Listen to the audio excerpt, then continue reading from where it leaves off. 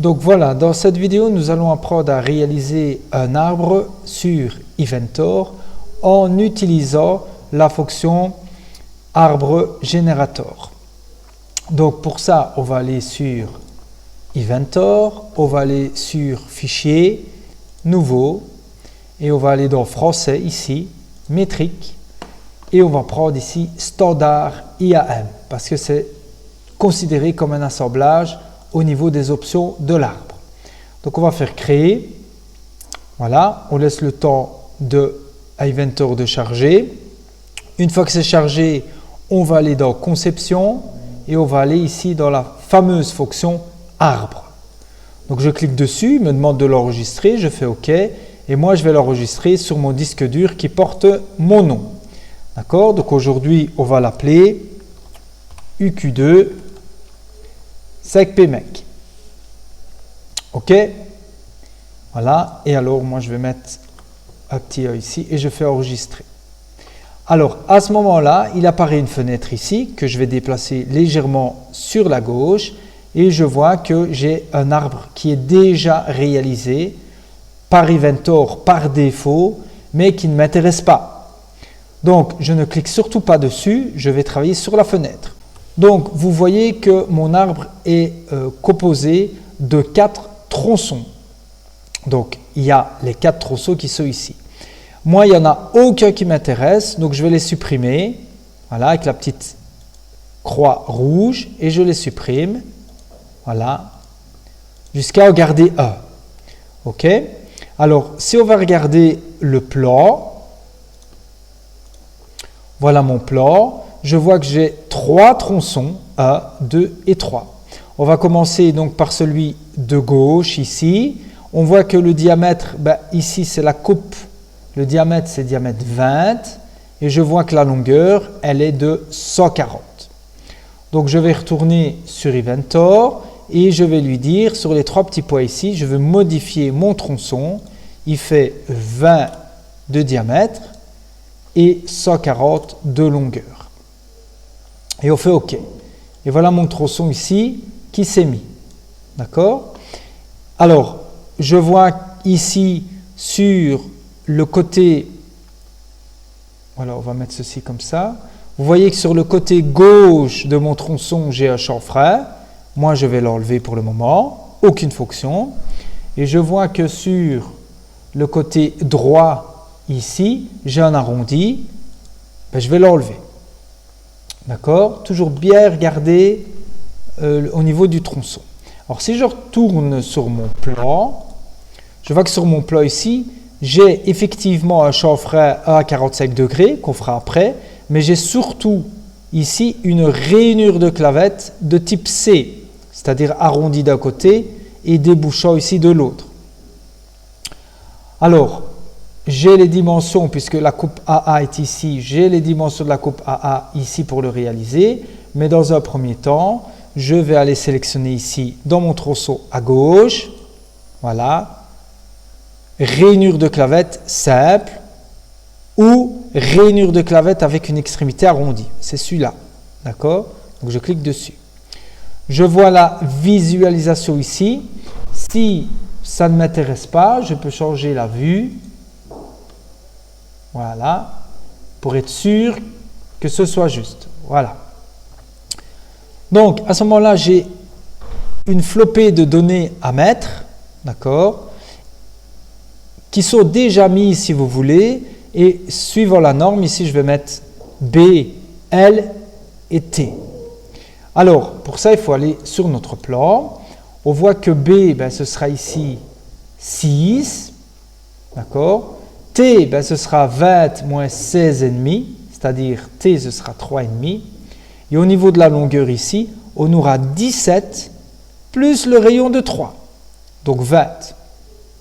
Donc on peut retourner sur Inventor. Alors au niveau de B, on a dit 6, lui il l'a mis d'office, puisque c'est normalisé.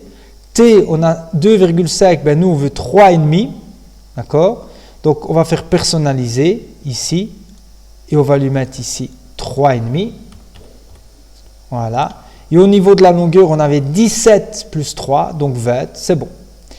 Donc on n'oublie pas de faire personnaliser pour pouvoir aller changer certaines valeurs. Quand c'est fait, on fait OK. D'accord. Et si on regarde ici, voilà, on a bien ici notre profondeur et nos différentes valeurs ici. OK. Donc le premier tronçon, il est terminé.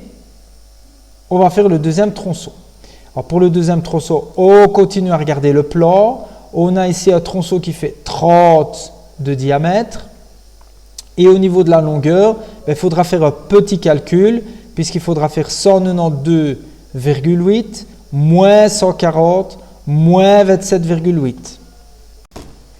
Ce qui donne 25. Donc on va aller faire un nouveau tronçon. Pour faire un nouveau tronçon, on va aller ici cliquer sur insérer un cylindre. Voilà, vous avez votre nouveau tronçon. On clique sur les trois petits points et on lui dit que le diamètre, c'est un diamètre 30 et que la longueur, c'est donc 25. Et on peut faire OK. Voilà. Alors, il nous reste le dernier tronçon. On va regarder notre plan ici. On a ici un tronçon qui fait, si on regarde la coupe bébé, ici coupe bébé, diamètre 20 sur 27,8 de longueur. Donc on va retourner sur Inventor, on lui fait insérer un cylindre, trois petits points pour changer le diamètre qui fait donc diamètre 20 et une longueur de 27,8. Voilà. Donc sur ce tronçon, on voit qu'on va devoir également mettre une rainure de clavette de type C. Donc on va faire la même chose, mais cette fois-ci, on va sur le côté droit du tronçon qu'on vient de réaliser, puisque la rainure de clavette se situe là. On va lui dire rainure de clavette avec une extrémité arrondie. On va faire personnaliser, et c'est les mêmes valeurs que tout à l'heure. Donc B, c'est d'office 6, c'était surtout le T qu'il faut mettre 3,5, et au niveau de la longueur, c'est toujours 20. Et on fait OK. Voilà. On a terminé pour le moment notre ici arbre. Il va falloir lui donner quelques finitions. Donc on peut déjà faire OK. OK. Voilà votre arbre. D'accord. On n'oublie pas de toujours lui mettre les fameux traits d'axe. Voilà, traits d'axe ici. OK. Si un jour vous voyez que vous devez modifier l'arbre alors que vous êtes sorti de la fonction, il suffit d'aller ici sur Arbre, faire clic droit, modifier à l'aide de Design Accelerator. Et on retourne ici. OK? Alors, ce que j'ai omis de vous dire, c'est que lorsqu'on met la rainure de clavette, regardez, je vais cliquer dessus, on a un chanfrein, et le chanfrein, il est d'office mis. Donc, nous, on voulait 1,45, c'est bon. D'accord? Si vous voulez plus ou moins, vous modifiez ici la valeur Z. Donc, on fait OK, OK. Voilà. Alors, maintenant, on va faire ici le perçage de ce côté-ci. D'accord? Donc, on va aller faire une nouvelle esquisse sur cette face-là. OK? On va lui dire qu'on va mettre un point. Et alors, vous allez me dire, mais on n'arrive pas à trouver le centre. Alors pour ça, il faut aller dans projeter la géométrie et on va lui dire, je veux que tu me projettes ce cercle-ci. Et il va vous trouver le centre. Donc maintenant, si je vais dans point, il va vous trouver le centre ici. Voilà. Et je suis sûr et certain d'être au centre. À ce moment-là, je termine l'esquisse. Voilà. Et je vais dans perçage. Alors dans perçage, on a le petit tableau, la petite fenêtre qui apparaît ici. Nous, on veut faire un perçage taraudé. Donc perçage taraudé, on clique là-dessus. À ce moment-là, vous avez des options ici. Nous, on travaille toujours en profil métrique ISO. Le diamètre, aujourd'hui, si on regarde, c'est un métrique 6. Donc métrique 6, diamètre 6. Voilà. Il vous trouve bien le métrique 6. Fois 1, c'est le pas. Donc, fois le pas, OK, on laisse, c'est normalisé. Et maintenant, la seule difficulté, c'est d'aller trouver ici les valeurs de perçage et de taraudage au niveau des profondeurs. Alors, on regarde ici, ça c'est la distance, ça c'est à travers tout, et ça c'est jusque. Donc nous on va lui donner plutôt une distance. Donc il vous donne l'option de la profondeur de taraudage et la profondeur de perçage. Alors la profondeur de perçage au 20 mètres c'est 25 et la profondeur de taraudage c'est 15. Et on fait OK. Voilà. Donc tout ça se trouve ici. Vous avez ici 15 pour le taraudage, 25 pour le perçage, et ici on a mis le métrique 6 fois pas de E. Voilà. Donc si on regarde ici,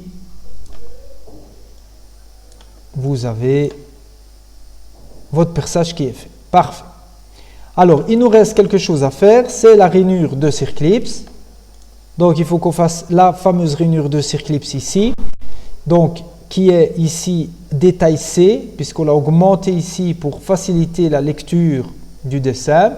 Et on voit qu'on a une rainure qui fait 1,3 de largeur avec un diamètre 19. D'accord? Donc, pour ça, on va retourner sur le logiciel. Et vous voyez que, justement, ça tombe bien. Le Circlips, comment je vais le faire? Je vais le faire en retournant dans l'arbre que j'ai créé au départ. Alors, au rappel, pour retourner dessus, vous allez sur l'arbre ici et vous faites clic droit, modifier à l'aide de Design Accelerator. Alors, on va essayer de voir ce qu'on fait. Donc, on se trouve sur ce tronçon-là. Pour l'instant, ce tronçon-là, il est en bleu. Donc, c'est ce tronçon-là. Parfait. Et on va lui mettre une rainure de Circlips. Pour ce faire, on va aller ici. D'accord? Voilà. Ici, plutôt en bleu. Voilà. Et vous allez faire ajouter une gorge d'anneau élastique. Donc, Circlips, en français, c'est gorge d'anneau élastique. Donc, je clique dessus. Il a mis là. D'accord? Voilà. Alors, moi, je vais cliquer dessus, dans les 3 petits points, pour faire les modifications qui s'avèrent nécessaires. Voilà. Alors, premièrement, on va lui dire par rapport à où on veut mesurer le Circlips. Est-ce que c'est par rapport à cette arête-ci, donc à gauche, ou par rapport à cette arête-ci, à droite. Donc, si je regarde mon plan, je vois que mon Circlips, il est coté par rapport à l'arête à droite. Donc, je retourne sur Inventor et je lui dis par rapport ici à la deuxième arête. Voilà, il vous l'a mis. Alors maintenant, il faut choisir la norme. Donc, on va cliquer ici et on va lui choisir la norme. Voilà, c'est NFE 2263. On clique dessus. Il vous dit un message, vous faites OK, il n'y a pas de souci. Et on va aller faire personnaliser. D'accord? Personnaliser ici. Alors, nous, ce qu'on veut, on le rappelle, si on regarde ici, on veut 1,3 de largeur et 19 de diamètre. Et on se trouvera à 31,3 du bord. Donc, on va aller ici et on va regarder les codes qui nous intéressent. Donc, d'abord, M, c'est la largeur. M, nous, c'est 1,3. Donc, on voit que M, c'est 1,2 ici. Par défaut, nous, on va lui dire 1,3. DA, il a mis 19. Ça, c'est bon, c'est la norme. Et alors, il nous faut le X, le fameux X, ici. On va lui dire que nous, c'est 31,3 par rapport à ce bout-là. Et si vous cliquez ici, dans le vide, voilà, il vous l'a mis. D'accord? À ce moment-là, vous faites OK. Et vous pouvez faire ici OK. Voilà. Et il vous a fait votre fameuse rainure de Circlips. Donc voilà, le dessin, il est terminé. On va faire le plan. Donc maintenant, on va réaliser le plan. Donc pour ce faire, on va aller chercher le cartouche dans Fichier, Ouvrir, et on va aller chercher le cartouche dans votre disque dur qui porte votre nom. On fait ouvrir, on a une feuille normalement vierge. Donc première chose à faire, on va aller dans Feuille, on va faire clic droit, modifier la feuille, et on va lui dire que c'est une feuille A3. OK? Voilà. Ensuite, on va aller dans les ressources de dessin, sur le petit plus, on va aller déjà dans le cadre par défaut, voilà. et puis dans le cartouche, et on va aller chercher le cartouche I7. Ok, dans l'auteur, ben, vous marquez votre nom. Vous mettez la date de création. Dans le titre, ben, c'est l'UQ2 SEC-PMEC. D'accord. La société, ben, vous mettez I7. Vous mettez votre classe. L'échelle, on va travailler à l'échelle AA. Nombre de pages, ben, on va faire qu'une page aujourd'hui, donc une page sur une. Et le format, on va lui dire ben, qu'on a mis la feuille en A3. Voilà. Quand c'est fait, on va pouvoir aller dessiner. Pour ça, on va aller dans Base ici. On va sur le petit dossier jaune pour aller chercher notre fameux UQ. Donc vous allez sur votre disque dur et vous allez chercher l'UQ. Voilà. Vous mettez la fenêtre de côté pour voir ce qu'on fait. Donc ici, dans les paramètres, déjà, on va mettre échelle AA. Voilà. Alors, on regarde la vue, c'est pas vraiment comme ça que je la veux, mais comme ceci. Voilà. Donc, on bouge avec le cube et les flèches ici. Et voilà, on a notre vue. On peut faire OK. D'accord? Première chose à faire, on se rappelle, on clique droit sur le cadre rouge et on va faire les traits d'axe automatiques. On clique sur tout les petits symboles. Voilà. On voit qu'on a plusieurs axes, donc on va en enlever un. Pour allonger, on fait ceci. Et voilà, la première étape est réalisée. Maintenant, on va aller faire les différentes coupes. Donc les coupes, on clique sur le cadre rouge pour lui dire je veux couper cette pièce-là. Voilà. Et on se met tout au-dessus et on descend verticalement. Et puis on fait clic droit, continuer. Ici, on va lui dire que c'est la coupe A. D'accord? L'échelle AA, parfait. Et on va lui dire qu'on va la mettre là-bas. Mais n'oubliez pas ici dans section de dire qu'on veut inclure la section et la section de sortie de toutes ces pièces-là. Voilà, et on a ceci. Et on va la mettre ici. Voilà, et il m'a bien mis AA. Première chose à faire, trait d'axe automatique. Voilà, vous avez le fameux axe qui s'est mis et on va l'allonger dans tous les sens. Voilà. Alors, l'autre coupe, vous la ferez bien vous-même. Vous n'avez pas besoin de moi. Ce qu'on va faire ensemble, c'est ici le détail en C. Donc, détail. Toujours la même chose. On va d'abord cliquer sur la pièce sur laquelle on veut ici. Donc, sur la pièce en rouge ici. Voilà. Apparaît alors la fenêtre. On commence par lui dire que c'est C. On lui dit qu'on veut une échelle de A. Parfait. Et maintenant, on va cliquer à peu près ici. Voilà. On va augmenter. Et quand c'est bon, on clique. Et puis alors, on déplace. Et on va mettre notre détail à peu près à l'endroit ici. OK? Donc, on fait clic droit. Trait d'axe automatique. OK. Parfait. Alors, on va mettre aussi les repères. Donc, pour mettre le repère, on va mettre la pièce en 3 dimensions. Donc, on va faire projeter cette pièce-ci. Voilà, et on se déplace. Voilà, et quand c'est bon, on peut le faire comme ça. Par exemple. D'accord? Voilà, je vais faire comme ça, par exemple. Je clique ici. Créer. Et vous ne tracassez pas, après vous la déplacez. Voilà. On double-clique dessus et on lui dit ici qu'on veut qu'elle soit en ombré, c'est-à-dire en gris. Voilà. Alors, on fait clic droit, on met les traits d'axe automatiques, on clique sur tous les éléments. Voilà, et on fait OK. Et vous avez votre trait d'axe. Parfait. Alors, dessus, on va mettre notre repère. Donc, pour ça, on va aller dans Annoter, Repère. On clique sur la pièce ici, on fait OK, OK. Hop, on pose le A et on fait clic droit, continuer. Maintenant qu'on a fait ça, on va aller chercher la liste de pièces. La liste de pièces, ben, toujours, on va cliquer sur cette pièce-là. Voilà. Et on fait OK. Vous avez ceci.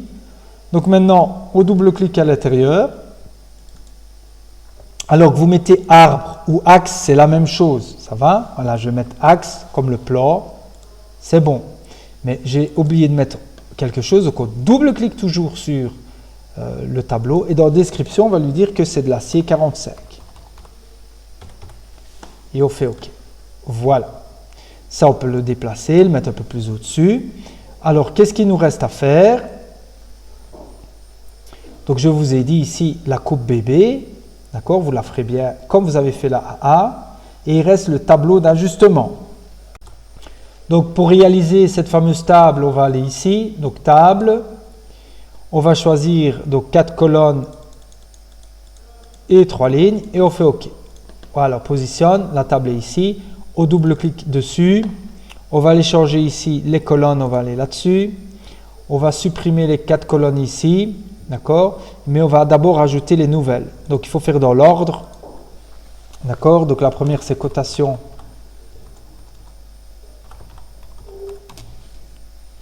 nominale. On n'oublie pas que la cotation nominale, c'est la cotation, la valeur que les deux assemblages ont. D'accord? La même cote.